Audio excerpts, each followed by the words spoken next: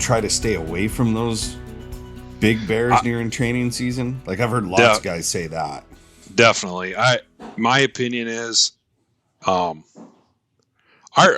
of our dogs that we have don't have anything to prove. I mean, the couple that you're not sure about what they're going to do on a tough bear and stuff like that. I mean, that stuff's going to work itself out. It's going to happen eventually.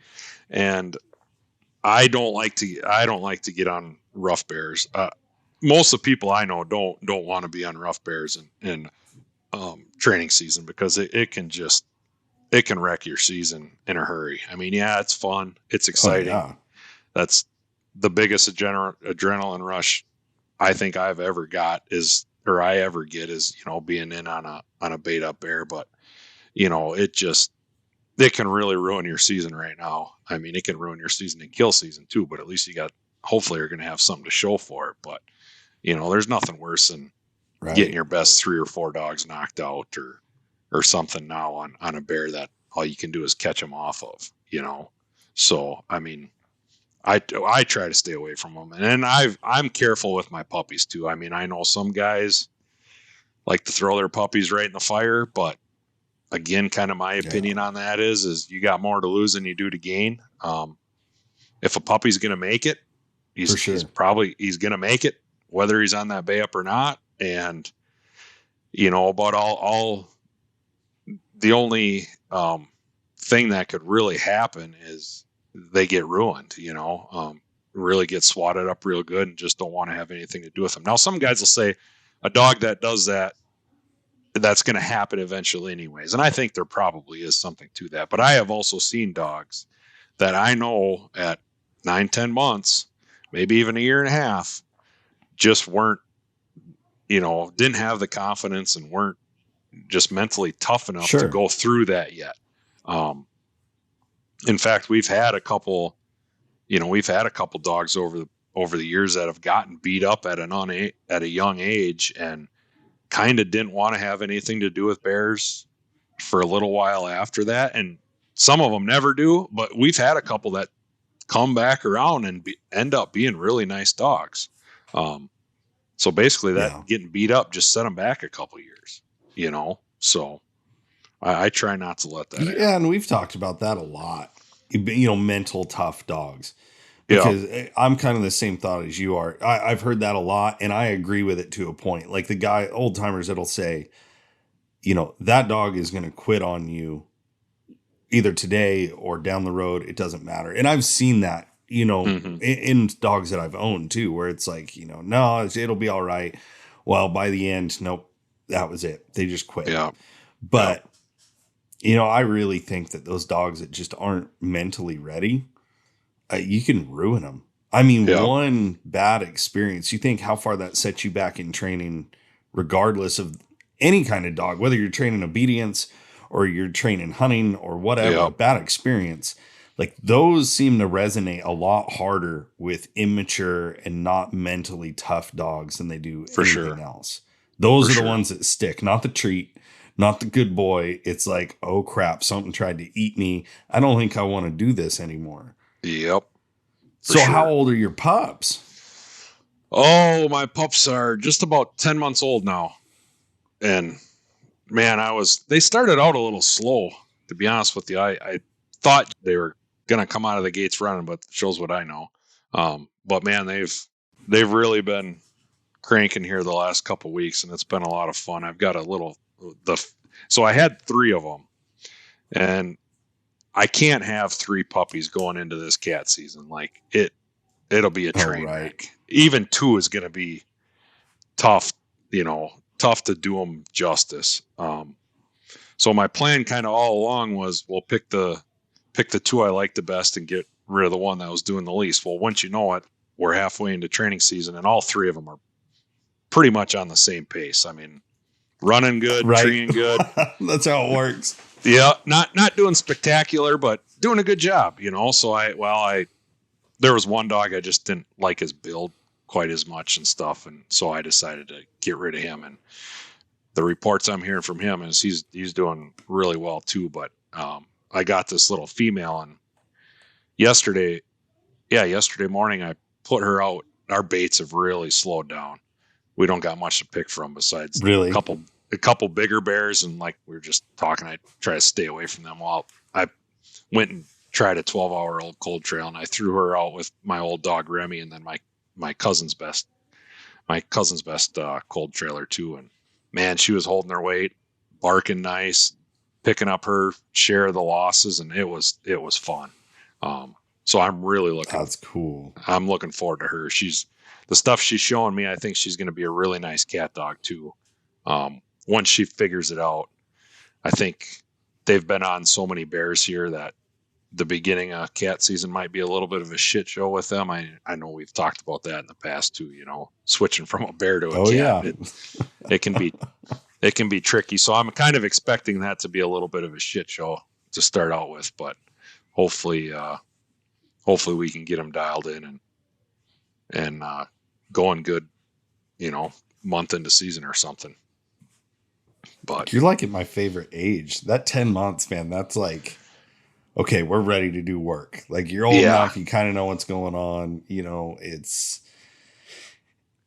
where I guess it's all self-gratification because that's where you see the major jumps. Makes you feel good. Like you're doing a big part of this training because that's just where everything kind of comes together. And I don't know. I think that 10 months to a year and a half is probably my favorite stage. I was just see so much growth in them. I was just telling my uncle the other day. I hunted the last about 11 of the last 12 days or something. So I hit her really hard here at the end, but it was funny. At the beginning of training season, my alarm goes off and my old dogs hear my alarm go off and they'll start barking, and the puppies are kind of standing out there like, well, what the hell's everybody barking about? And same thing in the truck, you let them down at a bait or whatever, and they're kind of running around like, oh, dogs to play with. Like they just don't quite have it all figured out yet, but man, these last couple weeks, my alarm goes off and them puppies are out there barking, I pull my truck around and they got their front feet on the tires or on that side of the flatbed trying to jump in the truck just like the old dogs. It's like they're ready. Yeah, they finally have put it together, like what we're doing and what their calling in life is, and they're just excited about it as the old dogs. And that's pretty cool when you see them start to put everything together and just know what's going on and know they want to do it. So what's up with the baits? Is it just natural feed that came on and you're competing with that? It always happens. Probably about the middle of August it starts, the acorns start falling. Well, prior to the acorns falling, the berries are getting pretty heavy. And it's every year. And now the cornfields are starting to get ripe. I've heard from some farmers. Well, and we've run a couple bears close to cornfields and end up on 3 or 4 bears. So that kind of tells you that those cornfields are starting to draw them in. So it always happens this time of year. But that sounds like so much fun. I see people on Facebook races. Oh, it's stressful, but it's fun for sure.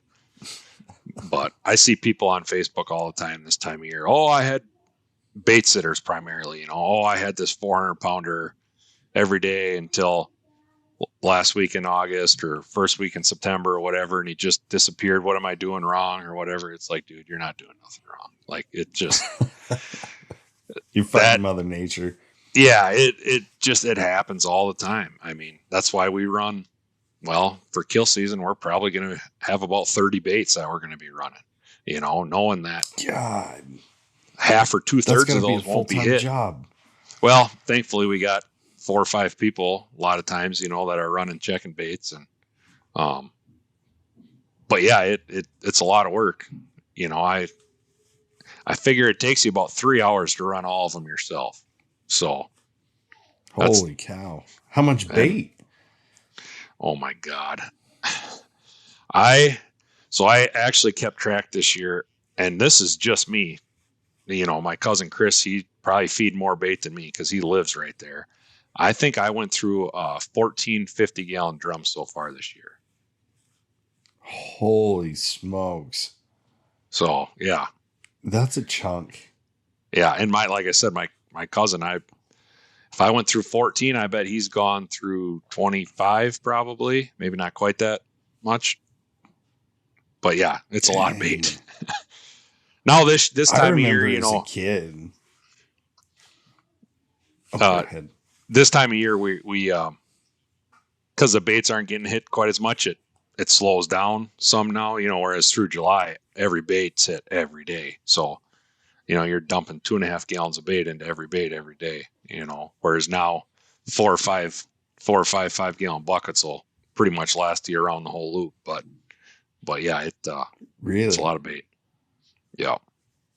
I know when I was a kid, my dad baited here in Oregon, and his business was right next to the Oro Wheat distribution center.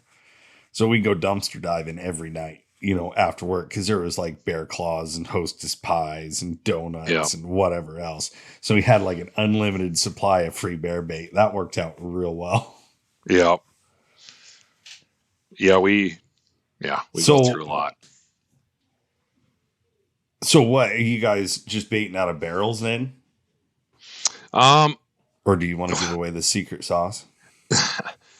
We mostly get totes now. And then at our bait stations, we can't use barrels or anything man-made, basically. So we just have hollow logs that we put them in.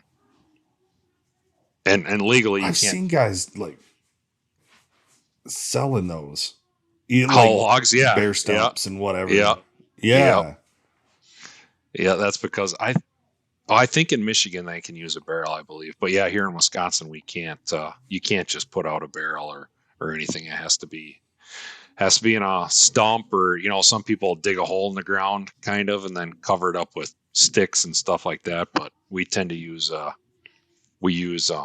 hollow stumps and then rocks on top, just to try to keep the coons and stuff like that out of them, which is kind of a losing battle. Yeah, because we talked about that before, because you don't really run coons, right? Because you'd run so many off the bait piles. Oh, God. Yeah, and this year, them things come out of the woodwork. Oh, it gets annoying. We got a couple cell cameras, and oh, my God, it's so annoying. Your phone's going off constantly. Every 2 seconds. Yeah, coons. Oh, they're annoying.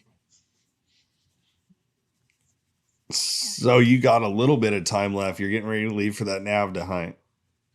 But yeah, when you come back, like, you're off right now, you said, right? Because the bait setters are going first this year. Yeah, we got about a 2-week break here between, I think the 14th, our kill season starts on the 14th, and our training season ended the last day in July. So there's about 2 weeks, but I'm going to miss, I'm leaving the weekend before that for New Mexico, and then I won't be back until the Sunday after kill season starts. So I'm going to miss the first 5 days, which is, it's not like me, but it is what it is. Sacrilege. Yeah. Honestly, I would rather miss kill season than training season. I'm kind of hoping while I'm gone, my cousin and the other guys can get a bunch of the baits or get a bunch of the tags filled. Just because during kill season, you're targeting bigger bears. I don't like to run my puppies on bigger bears. We got a lot of dogs, so it kind of ends up being one of those deals where you can only run 6 dogs on a bear. So you kind of pick the best 6 dogs, and that's what you're going with pretty much every time. So, it gets to be tough to run a bunch of dogs for one person. But if we got tags filled, you can run for fun in Wisconsin. You don't need a tag to go hunting. So if we don't have a tag, I'll just go and try to pick a small bear somewhere.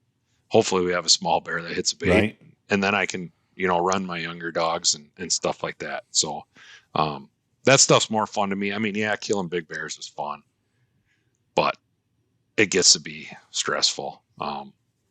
And like I said, you just don't get them younger dogs out and stuff all that much. So I'm kind of hoping when I get back, they've got a few big bears knocked out, and we can knock the big ones down. Yeah, coast through kill season a little bit. I mean, I'm sure we'll have more tags to fill and whatnot, but a lot of times during the week, of course, everybody wants to go on the weekends, but so sometimes during the week we don't have tags certain days, so then it's a little more fun to go out and just do a fun run, a little less stressful. Not end up on a monster. Well, those little bears. Yeah, that's got to be. I mean, for getting dogs in shape, those little bears are where it's at anyway, right? That's where it's at. They usually got Nikes strapped on. Yeah, and actually, I hunted, like I said, 11 of the last 12 days or whatever the heck it was. And, in July, I probably wouldn't be able to do that just because my dogs would be worn out. But the bears this time of year are getting fat. So most of the runs we had weren't long, mostly cold trail to maybe they run half a mile or a mile or something in tree. So my dogs stayed pretty fresh. But I like the ones that I was telling a buddy here a few days before season ended, he's like, I hope I get a couple trees and get my puppies tree. And I'm like, man, I would love it if I got on a bear each day that did not tree and just ran like crazy, because my dogs were all treeing really well. And I just wanted to wear them out, but it didn't really happen. But I ended up with the pop-ups. Yeah. Yeah, that's kind of a funky swing. Dogs get faster, bears get slower. And hungrier. Do they get jacked up? Like, I know around here, like NorCal area when we were hunting, like berries came on, it was different ball game. It's like, I don't know if it's the sugar content. I've had guys tell me, the guys that are baiting with real sugary stuff, it can make them ornery. Is that true? Or have you seen that? I wouldn't say that I've really seen that. I'd say the biggest thing we see is them just being fatter and less likely to run, whether that be pop up a tree or just sit on the ground and want to fight. I don't know that I've really seen a correlation to their food source, but it's possible. And I've heard that. I think I was just texting. It could be BS. I was just talking to Paul Laney the other day, and it was a while ago, but he said something about in Maine, he didn't like to run in early July because the bears are pretty ornery then because they're skinny and stuff. And obviously Paul is a hunting fool. Yeah. So do you get the daily updates like I do? Every day it's like, I got something to look forward to. Paul's going to send me a bear picture. Yeah. So, I mean, I'm not going to call him a liar. I mean, he's been out there and seen it, but it's kind of funny because when he's telling me that, I just got outran by bears 5 days in a row because my dogs are out of shape and the bears haven't packed on any weight yet. And they just ran like crazy, so it's kind of funny. I always thought Wisconsin and Maine were pretty similar. And I think in a lot of aspects they are, but that's definitely one that I wouldn't say translates, but so I think there is some truth to that based on your region or whatever. I'm sure, maybe our bears are more used to the sugar all the time because of the fact that we bait, so a lot of the stuff we bait with has got sugar in it, whereas maybe out west where you guys aren't baiting or something and all of a sudden they hit that sugar high from the berries and stuff, there could be something to that for sure. I wonder. I know, like, because I thought the same thing because I talked to a lot of you guys in Wisconsin and then Paul. And I would imagine your guys' country is pretty similar. Like from what I see in videos and stuff, it's like thick, lots of water. Swamp, yeah. But yeah, that's kind of crazy though. I think, those bears though, it's funny. You talk to the guys from like PA and, over on the East Coast, the bears are way different anyway. Like compared to, let's say, Northern California, Oregon. We see a lot of bears because we have a ton of bears. This spring season, we went out spot and stock and, in a day, we probably saw 5 or 6 in a day. Wow. But you don't get those big Volkswagen looking bears. They're lanky. They're long legged. They're, we call them mountain bears. They're different. They got to work. I'm sure some of that plays into it too. Yeah. Oh, dear Lord, you know it. That's got to be it. Because, I've even tried to go back and look at bears that I've killed and like their stats and things. Like we've killed some pretty nice ones that were fairly young, like a 2.5 year old bear that's pushing probably pretty close to the 275, 300 mark. Sure. But it's because their frames are so big. They're not fat. Like there is not, I've never been able to render fat off of a bear I've killed here because it just flat hasn't had it. Yeah. They're so lean and so lanky, but they're big framed and they make up for that in weight. Where you get out your guys' way, you're talking some big bears, especially you see the pictures of those ones in like Pennsylvania. Yeah. 700-800 pound black bears, and my mind's just like blown. That's insane. A huge bear here is like 4. Yeah. Well, that 700-800 pounder, his belly's probably pretty much dragging. I mean, to be 700 or 800, the bottom half. Yeah, to be 700 or 800 pounds, it's got to be a huge frame, and he's got to be fat as hell. Yeah, they look like a tick, just a big swollen up Volkswagen going through the woods. It's crazy. I saw a bear. Definitely not going to say where I saw this, but I saw one the other day. I was going through this 4-way stop, and there's cornfields on the side that I was coming from, and I slowed down a little bit and went through the intersection, and out of the corner of my eye, probably a half mile down the road, I see something. I'm like, oh, somebody's cow's in the middle of the road. I'm like, this is going through my head real quick. I'm like, wait a second. There isn't any cows anywhere around here. I slammed on the brakes and put it in reverse and grabbed my binos as I was backing up. And I got the binos up and looked down there just to see the ass end of a bear going in the brush. Oh, dang. And my cousin's like, well, how big do you think it was? I'm like, I don't know, but it was big enough. I thought it was a cow. Like I didn't get time to, it was a dandy. Let's just say that. I was thinking of you the other night. I was out, I had to run out and help my grandparents with something. And they apparently had seen a bear, I don't know, last week or something. But they told me where it was. And it was running in the cornfields, which I honestly, I've never even thought until you said something about it. I never in my mind would I have thought about cornfields for bears. You think of coons or, little stuff like that. But they're like, it was hands down the biggest bear they have ever seen around here. And it was just popping in between cornfields, ran right across the road in front of them. And that's where Ross isn't full of it. That's where they go, man. Too. That's where the big ones go. I promise you, if there's a cornfield there, you walk into that thing, there's going to be spots, 100-yard circles that are just flattened down or whatever, where they don't leave them. Really? I mean, like bear crop circles. Yeah, basically. Yep. There's cornfields up here. Well, they'll trap and relocate 40 bears out of a cornfield. I mean, unreal. Really? Unreal. Yep. Just easy pickings. They can go in there and sit down. They got cover. They don't ever have to leave it probably. They don't got to leave. Water. Yeah, walk. And there's plenty of swamps everywhere. Generally, a cornfield stops being a cornfield because there's a swamp next to it. So they walk out and get a drink in the swamp and right back into the cornfield. Yep. Are the farmers pretty good about allowing access and things like that? Because I'm sure they want them out of there. Yes and no. Just like anywhere. I mean, we all grew up where we hunt, so we know a whole bunch of them. And a lot of those guys are like, hell yeah, come kill them. But problem is there'll be a landowner that butts up to the farmer or something, that doesn't really want you there. So that, then what do you do?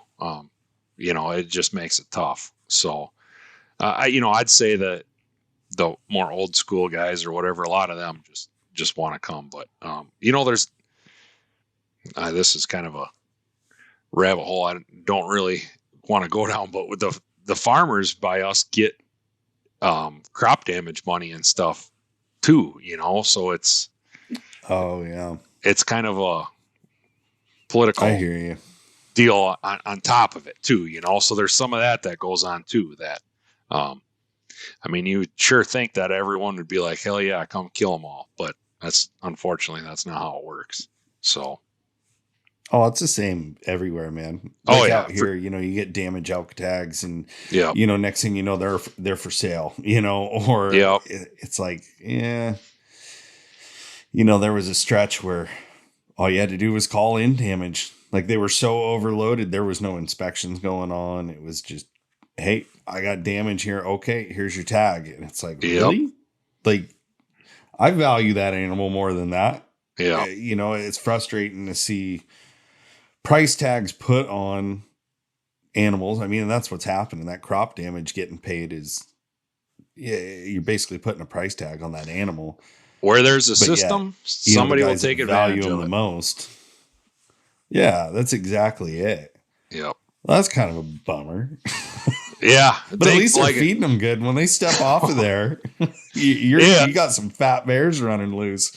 If they will. That's the thing, is getting them out of there. They're just so like, what do they just bucks. hang out until harvest time? Yeah, pretty much. I don't know if you've ever seen videos floating around Facebook.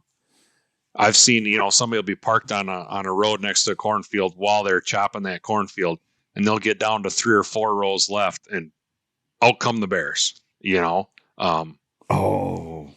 like making a drive for them, basically. So right, they just run out down till they can't. Yep. So yeah, I mean, I know people have found, somebody running a combine or whatever will find a huge hole that a bear dug. Like he was planning on hibernating there. Like he's got all he needed right there.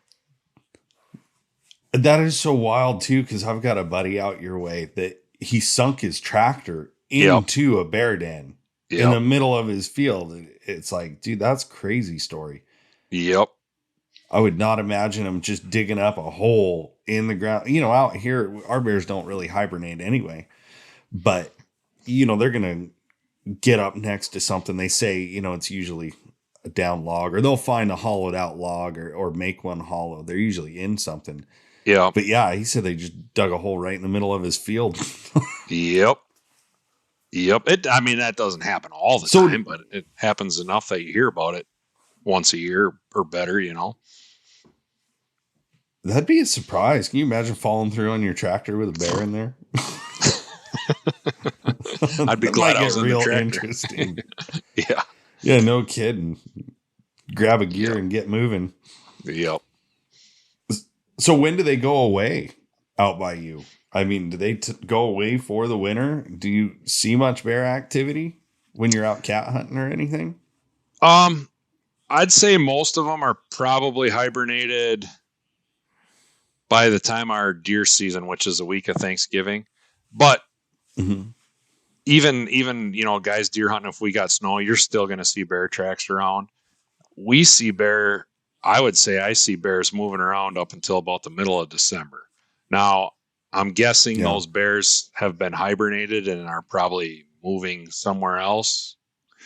But yeah, I start cat hunting the beginning of December, and that's definitely something I watch out for, because I would assume if I put my dogs on an old cat track and they come to a bear track, they're probably going to be pretty likely See you later, bye.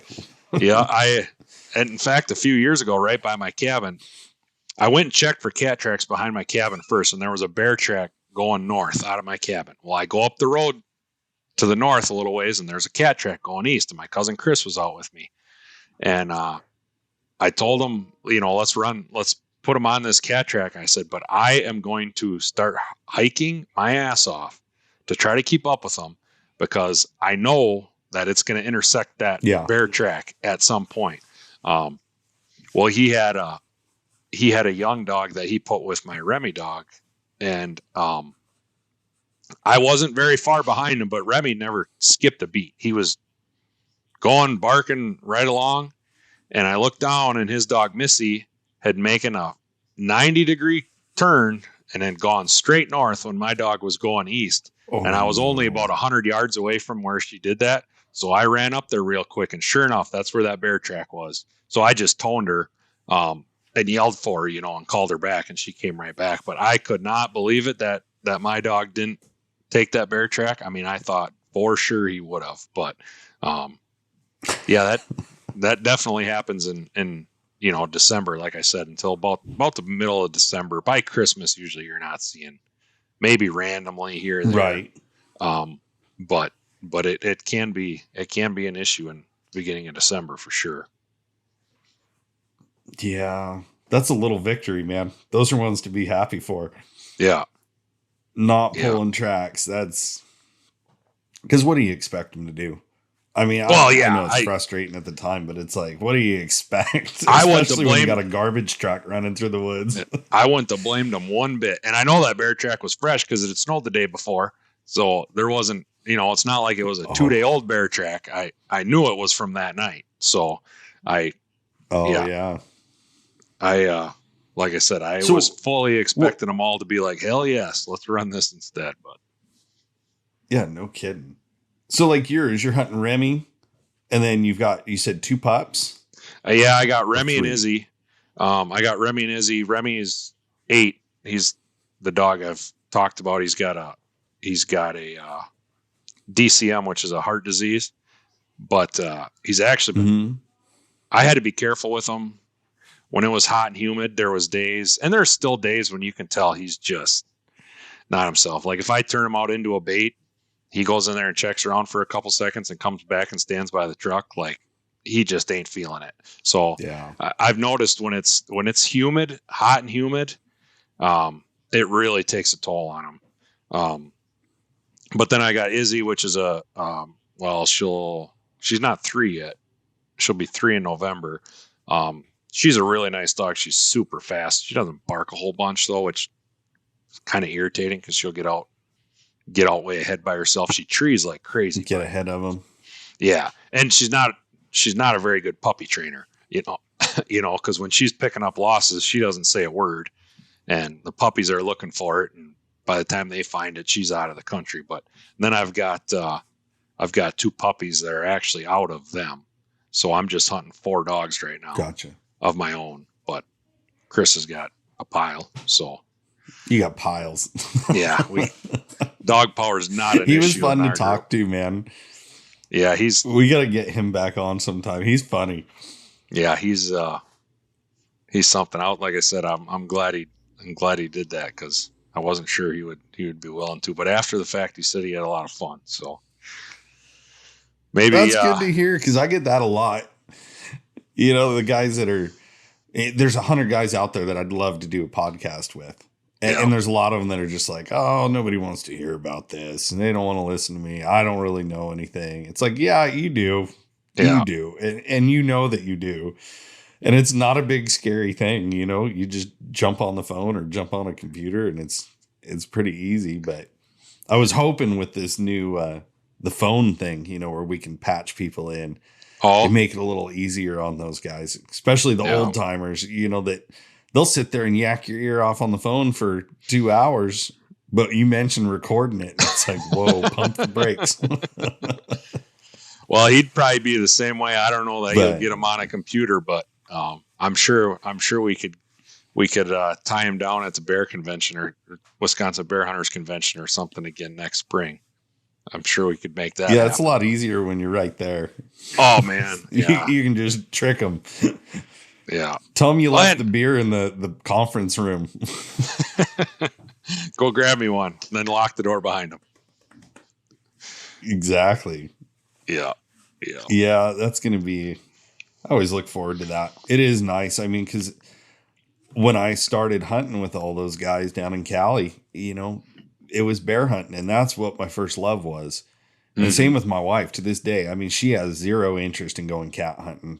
I mean, she'll go, but it's just, driving around looking for tracks. It's not her thing. She loves bear hunting. Sure. And it's so cool to get in a room like that. Cause like getting to talk with guys like you and like chatting with Paul Laney, the guys that love bear hunting, you get out there to the WBHA and it's like, there's as many as you want to talk to for as long as you want to talk. They're all like that. You usually, unfortunately, got to cut stuff short because everybody's like that.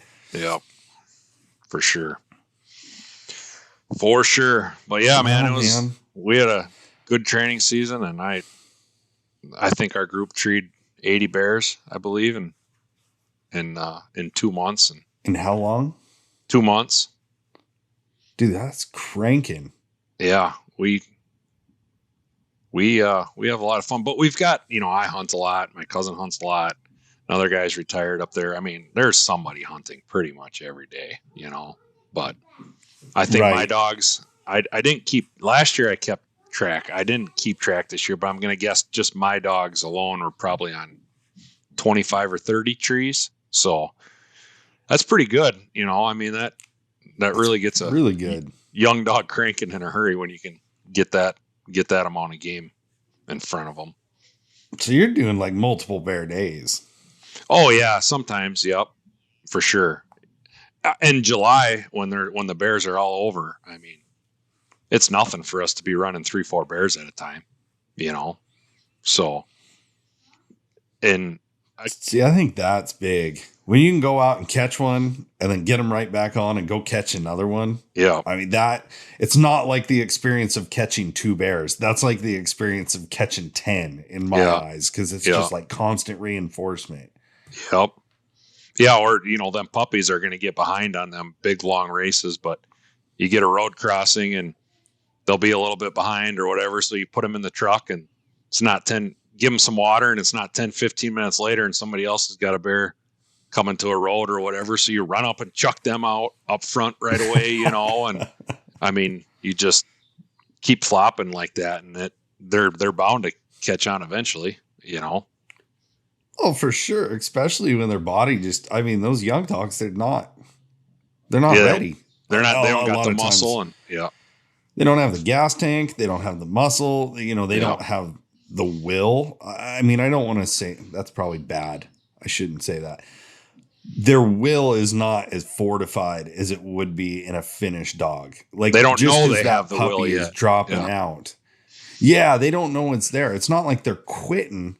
Yeah. They're just falling out. And when you can constantly feed them the hot end of a track, whether it's this bear or that bear or that one, it doesn't matter to them. Yeah. You're force feeding them the hot end. That makes a big difference. Yep. For sure. Well, shoot, man.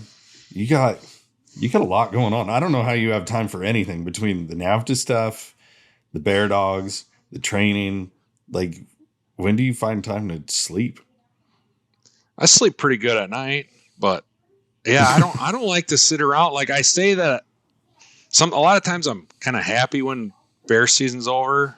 I wish it wasn't 9 months before I could do it again, but it's just kind of like one less thing off your plate. And then I can concentrate on the bird hunting and stuff. But I don't know. I always find myself, I put a lot of it on myself, I mean, I find myself kind of thriving in that go all the time too. And obviously, you know what it's like having a wife and 3 little kids, and I don't hunt right from my house. So, I gotta play that balance a little bit too. I was just up at my cabin for a long time, and there was a few nights, the kids were starting school, so they had like little after school picnics. So I'd drive home to go to the little picnic, and the wife had something going on one night, so I came home and watched the kids and put them to bed. And then when she got back home, I went back up. Yeah, it's a lot of juggling. But, see you later.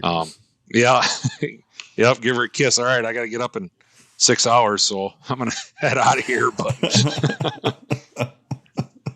that's how it works. I know we keep joking around because our pursuit season actually opened today, so that means it's going to be a big change. It's been so hot down here, and we haven't done anything to get my dogs ready. I've been really slacking, but now we've got all this smoke from this Rome Creek fire, and it's hot, and just, it's summertime, kids, and how it is. So I look forward to like a little piece of advice I picked up, and it was from Buddy's podcast with Don Gilbert. And he was talking about, your time to be out there with your dog sometimes is limited, was the basis of this. Like, you only get so much time. Some of us get a lot, and some of us get a little.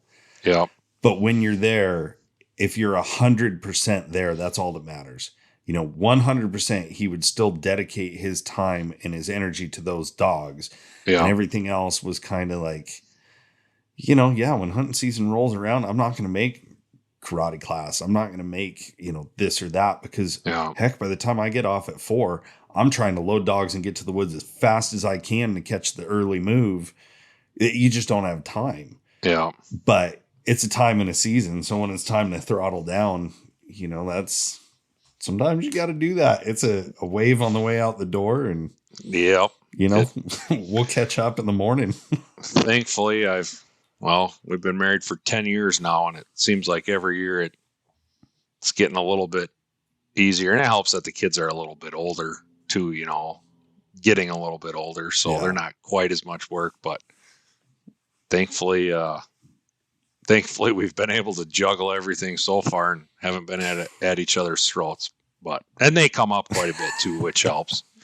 But yeah, mine have got the itch. We went to that last field trial, and my oldest called, and he says, Dad, when you were a kid, did you ever not want to leave?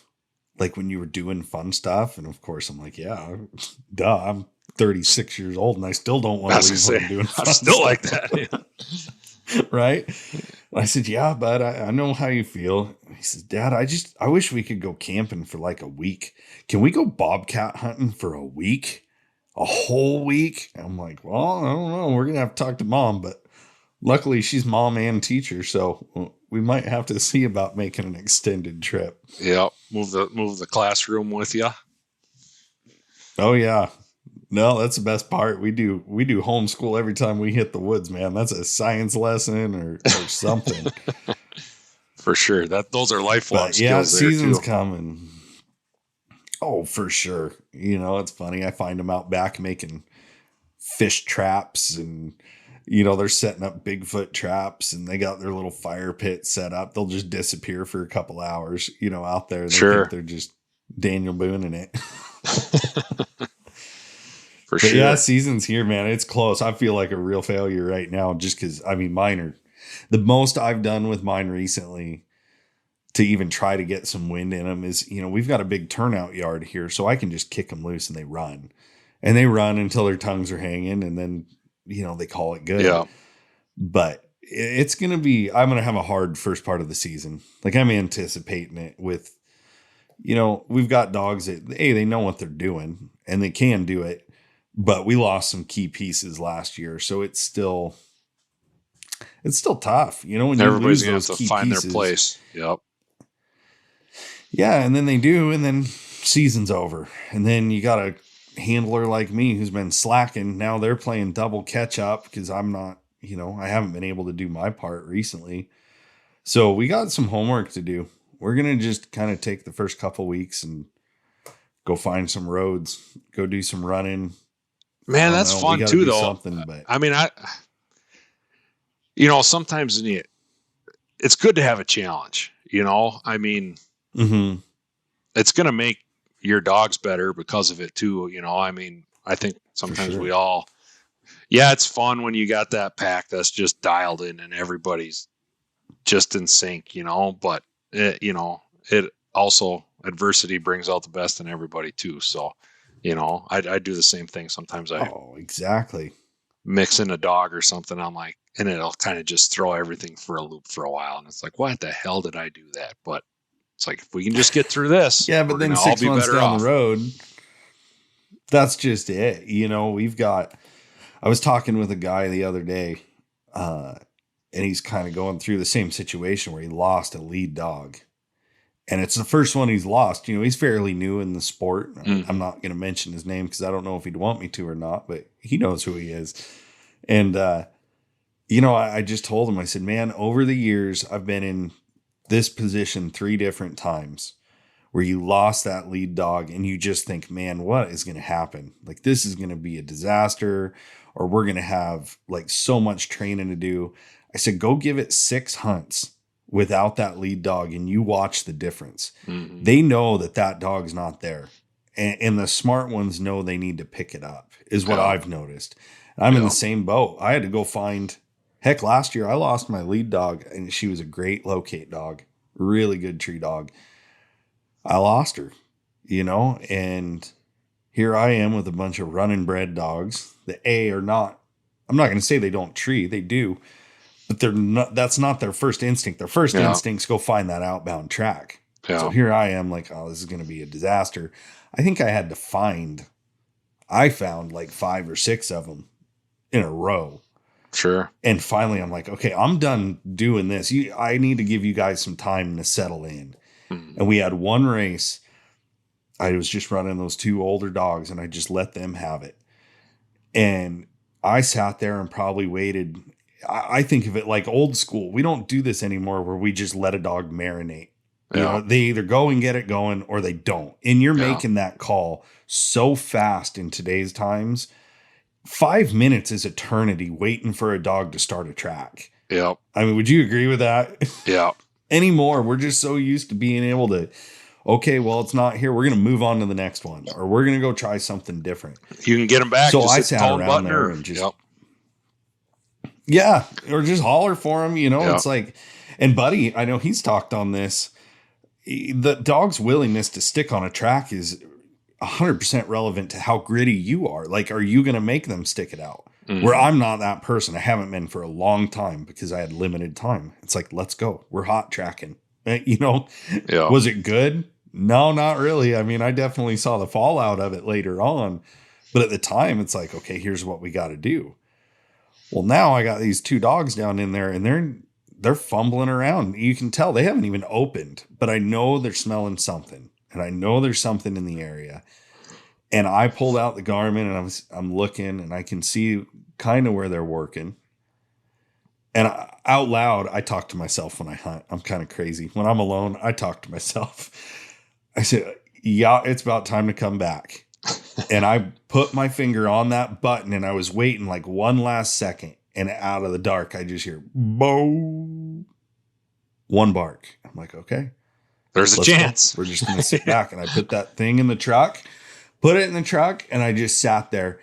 And those dogs probably messed around for another 15 minutes before they even made any progression on it. But I knew they had it in their head. So I just had to play my part and just sit there and keep my hands out of it and let them do it. Yeah. And, they took off and I heard them, they started moving it pretty good. And I heard the jump and it came around and then it just shut down. And I knew in my mind, they're never going to find that thing. Like, they ran a good race, but I've had to find the last half dozen or whatever it was. Yep. And I just sat there. I'm like, man, I'm going to tone them out of there. I was being lazy. I mean, admittedly, that's what was going on. It was a shit walk. I knew where I was going and it was uphill and it was not a real fun area to walk in, just with the terrain, where we're at. There's a lot of fingers. So yeah, you might be trying to get to one place that looks like, okay, 800 yards. But by the time you factor, you've either got to go so far up or down from them to get a straight up shot, or you're going up and down these little fingers. Yeah. I mean, you're talking some time to get there. Yeah. And just as I was getting ready to holler for them, I heard another single bark, and then I heard another one, and then it was dead silent. But I'm like, I got to go. At that point, you don't have a choice but to do your part. Like Billy Coleman, right? I mean, you've got to do your part. So I strapped up the boots and my fat butt took off walking. I got about 300 yards from them and I could hear them coming down the hill to me. They always greet me, it seems like. Yeah. So they come down and good dogs, get up there. Where's he at? So they go back up the hill. And by the time I get there, they're kind of just milling around. And I'm starting to look, nothing, pops out right away. And I watch them both go up and just tap the tree with their feet. That's all they did. Never a bark, nothing. And I shine the light and boom, there he is. And I'll tell you, that was like, it was like just refreshing. Like that was what I remembered when I first started, that first piece of game. It was one of those things that it'll always stick with me. That one hunt, it's like I got back to the basics and I let them do their job. I didn't try to influence it. And I trusted dogs that had proven they could be trusted. Yeah. And it all worked out. And from that point on, it was a different ball game.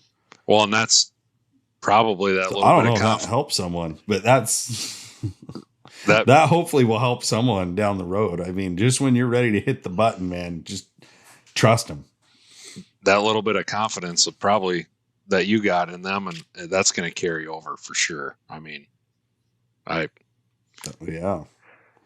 the same way, you know, with that old dog I got before he had this heart condition. Like if I put him out, like I know he's going to start it.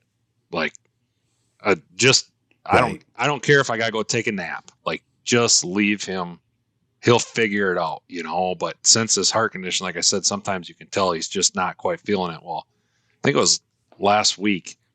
It was a pretty old track. I put him out at the bait, and he opened. I put him and my younger dog. They opened and come right to the road, and I was walking down the gravel, and couldn't figure it out. He'd open on the gravel, but couldn't figure out where it left the gravel. Well, then they found where it left the gravel, so I put my other dogs behind because I'm like, well, they're going to leave and jump it now. Well, it made a little half circle and came right back to the road again.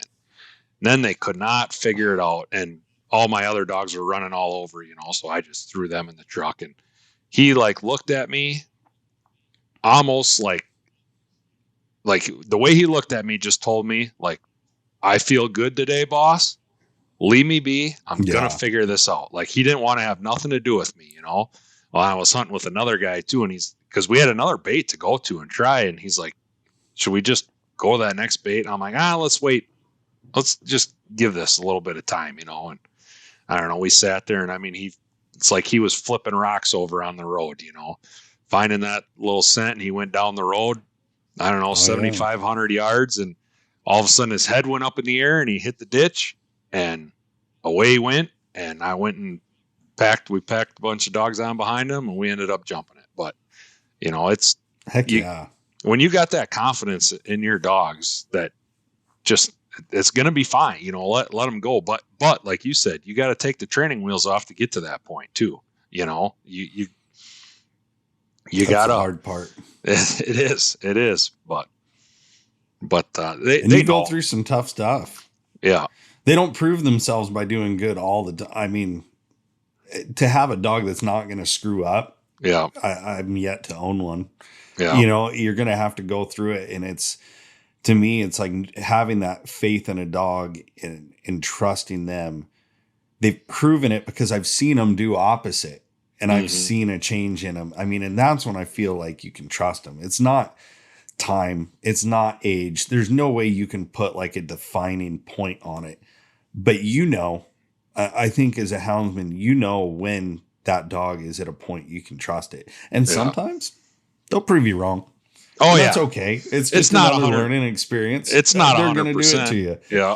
It's not 100%, but when something bad happens, I just think, well, something bad just happened. So something bad's probably not going to happen for a while now, you know? Exactly. That's your tune-up, right? Yeah. You got to have one good tune-up. Yep. Exactly. Well, awesome, man. I probably better jump off of here and get back to work with some people, but thanks for coming on, man. You got a lot going on. I don't know we've got a couple podcasts we did today, so I don't know which one we're going to do first, but I wish you luck at your NAVDA trials. Thanks, man. Have a safe trip, man, and get back in touch when you get back. We'll do a follow-up. For sure. I'll probably be pretty busy with kill season there for the few weeks after that, but once that wraps up, we'll hook up for sure. You call me after season. Hopefully there's not too many train wreck stories. There's going to be some, I can almost guarantee that, but hopefully they're good ones. If it's going to be a wreck, it might be a good one. So make it a good one. Yeah.